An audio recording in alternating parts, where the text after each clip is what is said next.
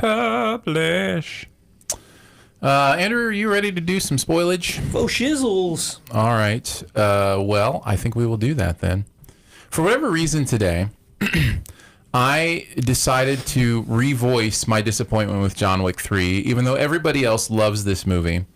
And I think what it is, do you ever have this thing where you disagree with most people, and it's like, you guys aren't hearing me. Here's what I'm saying. I'm not, that kind of thing. Yeah. And it was just like, so I was talking to somebody about it. It had an interesting way to kind of sum up my thoughts on it. And so I tweeted it, and of course everybody disagrees with me, which is kind of the point. You liked John Wick 3, didn't you? I liked it. I liked the others a lot more. Yeah. Basically, my tweet was like, John Wick 1 was action plus world building plus character development. Yeah. John Wick 2 was action plus world building. Yeah. John Wick 3 is action. Was action.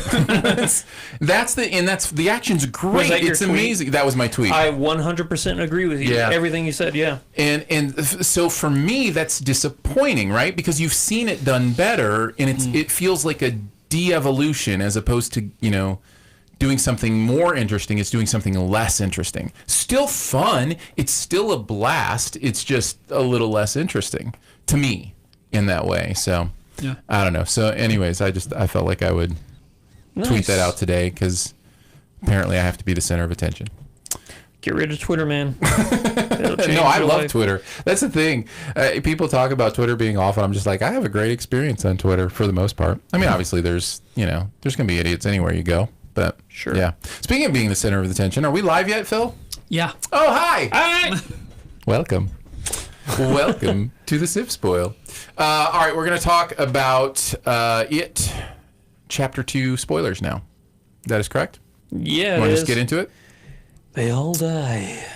Welcome to the SiftSpoil for It Chapter 2. Andrew and I have stuck around, and we're going to chat more about the movie, but this time with a few spoilers.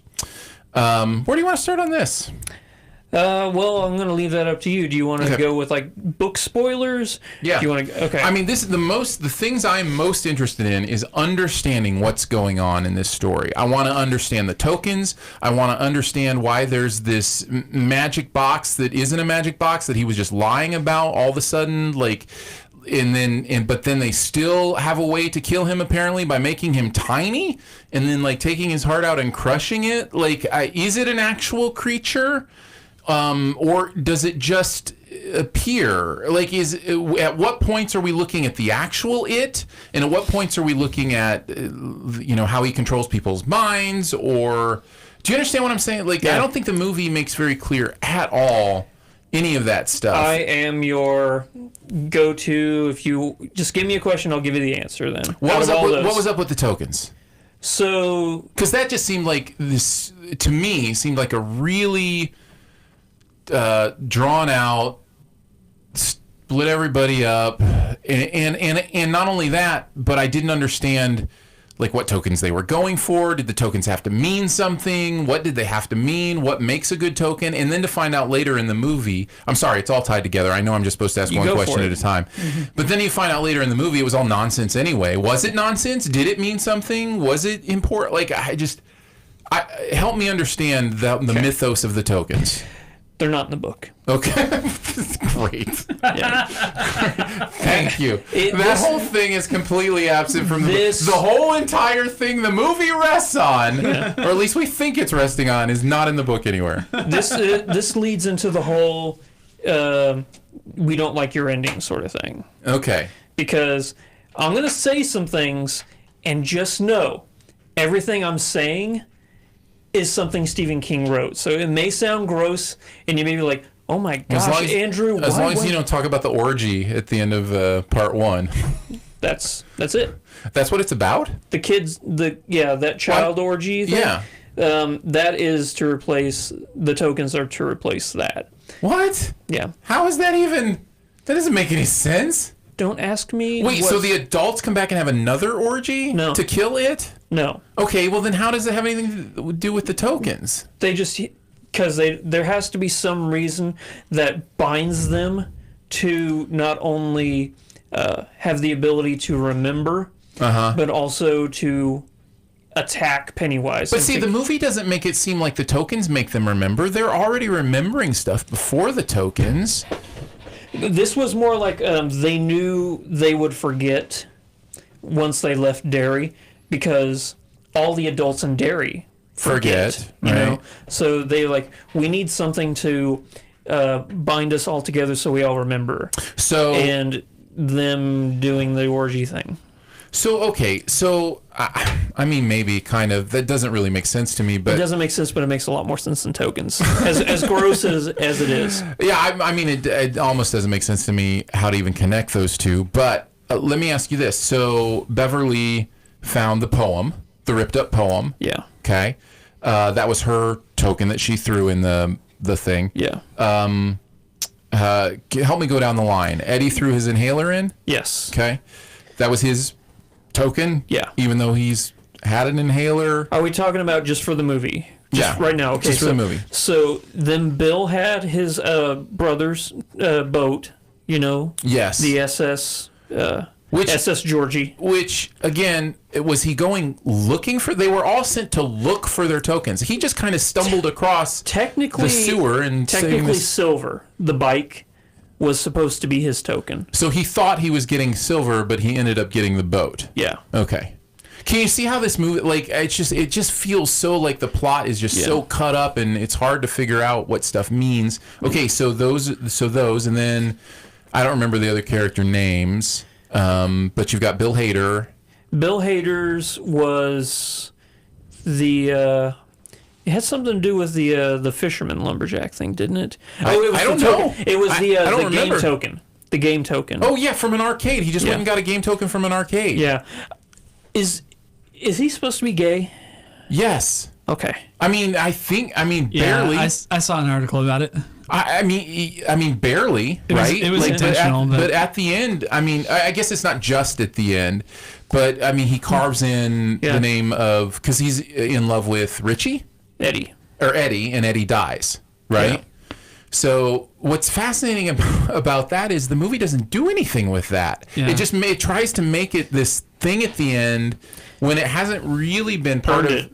Yeah, it hasn't earned it, really. It didn't feel like it. Yeah. I will say, at the beginning of this movie, there's a couple guys kissing, and two people next to me immediately was doing that thing where it's like, ooh, gross, you know, that kind of thing. And I just, it's one of those things. Welcome to 2019. I know, right? and I'm going fine. And then just a few seconds later, one of the guys in that couple makes a crack or whatever, and he's laughing his butt off. And I'm just like, we don't see our own disconnects sometimes. But anyways, I wondered if he saw himself in like the bully characters, you know. And I don't know. Sometimes that kind of stuff makes me think about that, but that is beside the point of what we're talking about. Yeah. But yeah, no, I was at the end. I was like, okay, so he's gay. So what? I mean, it's supposed to build into the loss of Eddie, right? But we don't know it in time until after to feel that. Yeah. I don't know. That's really weird. So, if I remember correctly, the ritual of Chud, or Chewed, as they say in this movie, which is not in the book. Oh, it is. But okay, so that's in the book. It's called that, but if I remember correct, it's been a very long time since I've read the book. Okay. And I think that the ritual of Chud is different. I think it has something to do with them meeting Maturin, the giant turtle. Which is not in the movie. Which is not in the movie, yeah. And that's how they find out about what Pennywise wants and why he's in Derry, why he's on Earth at all. Which is it more than just to eat yummy children? Yeah, because he wants because that's all the movies tell us about. Yeah, exactly. And I can see from like that standpoint of like, why is he even there? Yeah. Yeah. Because he is a child of the Prim, which is like this evil realm of shadows where monsters rule. Is it just possible that this story is too much? It's just not, you're just not able to do it in movie form in a pleasing way? Like, is it possible the you know, that you need like 3 3-hour movies like Lord of the Rings to actually tell this story? Or you know what I'm saying? Like, I don't know. I was so confused by so much of this movie. There's so much in this. If you wanted to make a true, obviously, okay, I take it back. You can't make a true page for page adaptation of this, but That would be problematic. that would be problematic. Yeah, I think that Stephen King he gets away because he's just done it for so long with a level of ridiculousness that huge fans of his understand, but the mass audience probably doesn't know about. Okay. Like, you probably had no idea about the giant turtle Maturin. No. And it sounds weird, doesn't it? Of course. But if you like follow the whole Stephen King, multiverse, Is it matron or matron? Maturin, Okay. not matron. Okay. Maturin. I wondered if it was a play on mother. That's all. Yeah. He actually has a really funny line that actually gave me I had to pause and think for a second about it. Made me understand how insignificant humanity is, because as they're talking to Maturin, he says, "Hello, my name is Maturin, the Great Turtle. I created the universe. Please don't blame me. I had a bellyache." And I'm like, oh, okay, so that's just how insignificant we are. Right. But the reason why Pennywise is eating fear is that's what gives him strength. Not eating children, he does that for sustenance. Eating the fear of the children, like feeding off of terror, makes him stronger. And he wants to kill Maturin, the creator of all. He wants to be the destroyer of all. So, yeah. There is, and we were talking earlier about the grotesqueness of this movie. There are two child murders, or two moments where he lures in a child and eats them. Yeah. And you see it. Yeah. I mean, maybe not the whole thing, but him biting the head of the girl. Yeah. Was just too much for me. I was just, it's just, and maybe it's the kid thing. It could be the kid thing too. Sure. And him exploding the boy when, was it Bill? That was across the room of mirrors. Yeah. And was just right across from him, and he basically just banging his head on the. Yeah. So the See, head banging that's- was interesting. I think that's horror done right. Yes, the head banging. The head banging is fine. I'm talking about the actual explosion of the child that I didn't need to see. That's when I'm talking about the grotesqueness of horror movies that some people find interesting or enjoy. That's the stuff that I don't. And so that moment in the podcast where I was, this movie is more grotesque and all those kind of things. That's the kind of stuff I'm talking about. The reason why Pennywise attacks children as opposed to adults is because their level of fear is, I guess, tastier. I think that's what he says. Children's fear is more delicious than adults' fear, something like that. Yeah. But by the way, here's something we didn't talk about on the show proper, I don't think, but I think the first movie, Chapter 1, is much more metaphorically interesting than this one is too. I think the stuff about adolescence and growing up and how their fears relate to that is much more present in that first movie. I didn't pick, and it's probably there somewhere. It probably is, but I didn't pick up on it as much in Chapter 2. do you think that this movie is just relying on you to all of our metaphors and story arcs were in the first movie? Yeah. No, this is just Now we're just going to try to scare you the Yeah. same way horror movies have tried to scare people for years. Yeah. Yeah, that's what it felt like to me. The reason why he's so fascinated and interested in these kids, particularly, It's because they beat him. well, that, but the reason why he chose them originally is because they shine. They have Oh, that's not in the movies anywhere, is it? no, Okay. but it's in the books. But that's a Stephen King thing Yeah. throughout his books. yeah, they shine. So, yeah, that interests him. Yeah, or they have, as it's called in the Dark Towers, the touch. So, I'm just going to keep throwing questions at you. And I'm going to throw answers. I hope that's okay. So, the Chud thing is an actual thing that's in the book. Yes. But it's different, obviously. Yes. Because in this, they put tokens in it. They burn the tokens. But there was a section that one of them crossed off so that they would see that actually when the Native American tribe that did this, Yes, they were actually killed by they were Pennywise. killed by Pennywise. Yeah. So I didn't buy for a second or understand how he still wanted him to go down there knowing that. And also, we've been told this important, but apparently none of it was important. It was all, was he working for Pennywise? Was he trying to get them down there to be eaten? No. Because what he says is, it was the only way I could think of to get us all down here. But once you're down there, why are you going through with the ceremony if you know it's going to kill you all? Like, I did not understand that stuff. I think he says he believed the reason why the Native Americans' original ceremony ritual didn't work is because they didn't truly believe. Okay. I think he says I think you're right. I think he does mention something like that. Yeah. It seems like good information for everybody to have. Yeah. But maybe, I don't know. It just, the way the movie presents it is so sudden and rushed and all that kind of stuff. So here is the next part of this inquiry. Yeah. When is Pennywise an actual physical thing in front of them versus some sort of mental trick? Right? Because he's always there. That's always him. Let me try to be clearer then.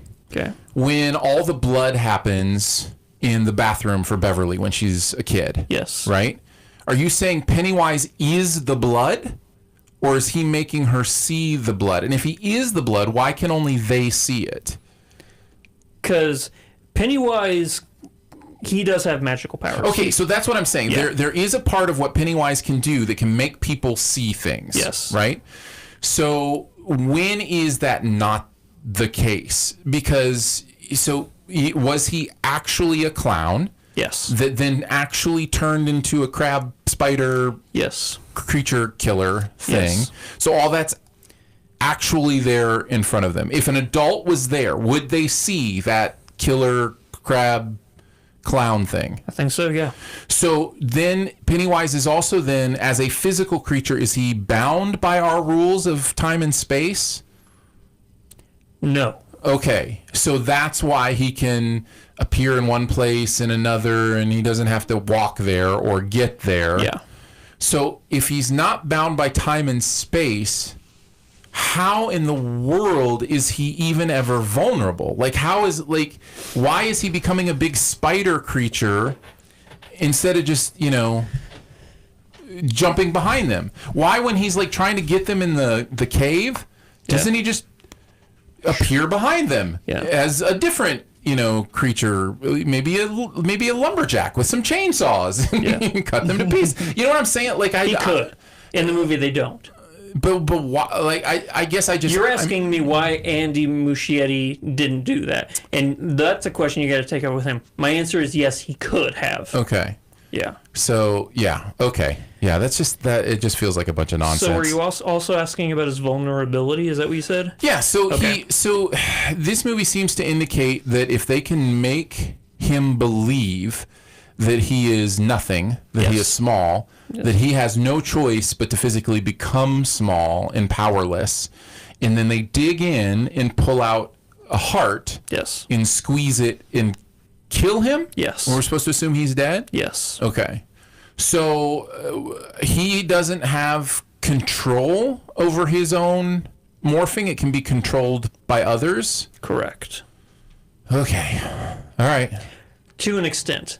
He can understand what makes you afraid the most, hence why he became the woman in the painting, or the leper, or all the things he created himself, even the form of Pennywise. He is a being that does not have a original form. I think the spider demon thing, which isn't even in the movie, is the closest representation to what we can comprehend him to look like. He's a being of unimaginable horror that we can't perceive. Him becoming Pennywise is just so we can actually see him, really. Since he feeds on fear and he is made more powerful by fear, then the opposite is also true. Us being fearless in front of him is a weakness, and that's actually in the book how they defeat him. They just beat the living crap out of him, and he dies that way of them just punching him and hitting him and stuff like that. Which I think is supposed to be a metaphor for squashing Facing your own fears. Facing your childhood vulnerabilities and growing up and all that kind of stuff. Yes. I just don't think this movie acknowledges that hardly at all. I would agree with you on that front. Yeah. Yeah. Oh, something before I forget. I said that there's a moment in this movie, unlike the first one, where I actually got chills down my spine. Oh yeah, tell me about it. When Richie saw the deadlights, when Bill Hader saw the deadlights, when he's screaming, Where he just froze, and he just goes limp. That was well done. Yeah.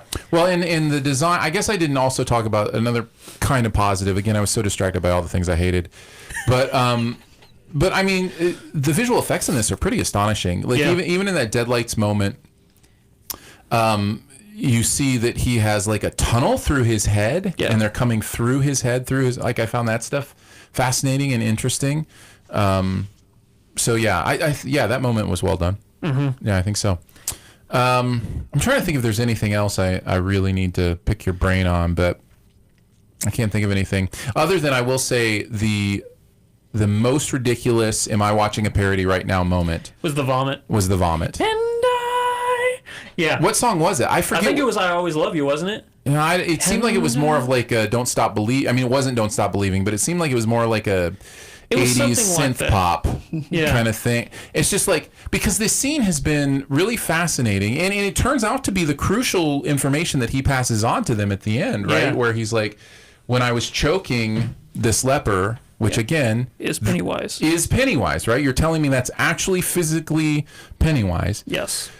So when he's choking this leper, he's realizing that it's working. Yeah. And then it vomits on him, profuse amounts of tar-like vomit, which have been acidic at other moments that we've seen it, but not burning him here or anything, just getting all over him. We've seen it be acidic, but never on them. Right. And so he's doing this thing, and it's tense, and there's stuff going on, and then as soon as that vomit comes, like, not even a fade, just bam, right into this like synth pop chorus. It was the most weird, man. jarring moment. I almost thought somebody made a mistake. I almost thought like somebody accidentally bumped something in the projector room, or I could not figure out what was going on. And then it was played as, humor at that point. From that point on, it was played at like, the wiping of his face and the, backing away and all that kind of stuff. The other part with Eddie that's played like Eddie, right? That was Eddie? Yes. That's played like that is the stabbing and by the way, all that stuff with the old bully from school, coming back to like, can Pennywise manifest actual objects? Yes. Okay. So he manifested the knife or got the actual knife to him. Yes. Somehow. Okay. So that stabbing, Pennywise is pretty much a god. The stabbing in a god that children destroyed. Yes. Because all they had to do was tell him he's not a god. Yeah. Did I get that right? Literally, yes. Okay. That's exactly it. Yeah. Good to know. Why didn't you say that, movie? All right. So the stabbing scene again, played for humor. He gets stabbed in the cheek, right? And then you can hear it clinking in his teeth. Right. But he's not screaming or anything. He's just, it's like a slapstick thing, and he just kind of backs his way into I think what the movie's trying to do is play it off as he's in shock. Oh, of course. Sure. I'm not saying that it works. Right. I'm just saying what the movie is intending. Right. I don't know. Those are a couple examples of the tone disparity that I just could not vibe with. I couldn't find my footing with this movie tone-wise. So yeah, I think that's plenty of stuff. Was there anything else? Phil, did you see it, by the way? No. Okay, I can't tell by your responses. This conversation is one of the weirdest things that I've ever Have you read the book or know anything about it? No, I've never seen the 1990 miniseries or anything. Or the 2017 movie? No. Listening to our conversation on the spoilers on It Chapter 2, does it give you, are there any moments where you're like, that might be interesting? I have no idea what you guys are talking about. Okay, well, here's the question for you. I've said I loved the first movie, and I really liked the second movie. Aaron has said he liked the first movie and hated the second movie. You, as an unknowing, know nothing about this property at all, do you have any desire at all to see either of these movies? I might watch the first one. I don't know if I'll watch this one or not. Aaron and I sync up pretty well on horror, so I don't know. I don't know if I'll watch this one or not. If I like the first one and like, I mean, I think I'll fall in love with the actor that's playing it, but. Bill Skarsgård. Yeah. Oh, he's so good. He looks good. There is a moment in this without the makeup too that was one of my favorite moments of the movie, if I had any, because it The clawing. Oh. I would say if I watch the first one and I'm just kind of mediocre on it, I definitely won't watch the second one. But if I really like it, I might watch the second one. Does Pennywise or it want to kill these kids? Yes. I mean, so why didn't he? Because In the many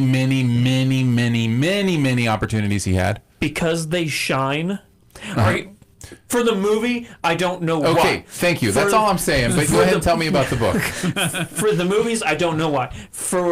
I think what the movie is saying is he is feasting on their fear, and their fear is so delicious, and that's why he hasn't killed them. Because why would you? So it's like why would you kill the cow when you can get milk for free? Right. So like he's using them. Yes. For the delicious fear. Yes. So in that case, the question to the answer to the first question is no. He doesn't want to kill them. He wants to feed off of them. As long as he can. Until they're not afraid of him Until they're anymore. not afraid, and then he'll Gotcha. kill them. That makes sense. Yes. Where that's why, at the end of this movie, I think he's more prone to actually trying to kill them whenever he becomes the big spider thing. Okay. But once they're not afraid of him, he's powerless. Yeah. So Well, they don't. I think I don't know. okay, But fair enough. No, it's all right. In the book, because they shine, Yeah. their fear would make him so powerful that he could kill Maturin. Okay. Yeah, it's. And if Maturin dies, then the whole coming. universe is gone. I am coming more and more to the belief that this is just a hard book to do, Oh, yeah. even in 2.5 hour movies. Like even in 5 hours total. Like I feel like you may have needed like a legit Netflix series, Yeah. 10 episodes, I'm trying hour not to each. peel up this table, but I keep getting splinters. Will they make a third movie, do you think? No, it's done. Oh, it's Yeah, they're done with done. the story. Yeah. Okay, Done, gotcha. done. I mean, if it's making a bunch of money for them, maybe they'll try to figure out a way to stay in this universe, and we'll see this gang when they're in their 60s. So I feel like the omission of the Maturin thing is a big one. Like, a big, I don't know.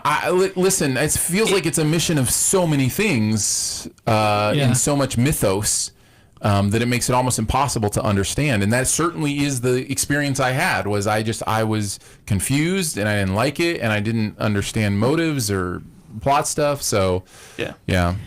I think that this is a movie where if you're familiar with the source material, it's much more accessible and you can fill in the holes. Well, I can tell you the last time I felt this strongly about that was Warcraft.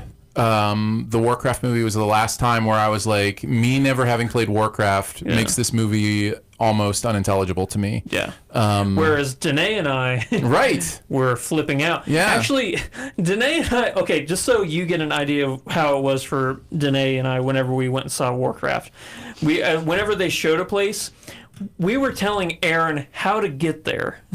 Like, so you're going to go through the Elwyn Forest.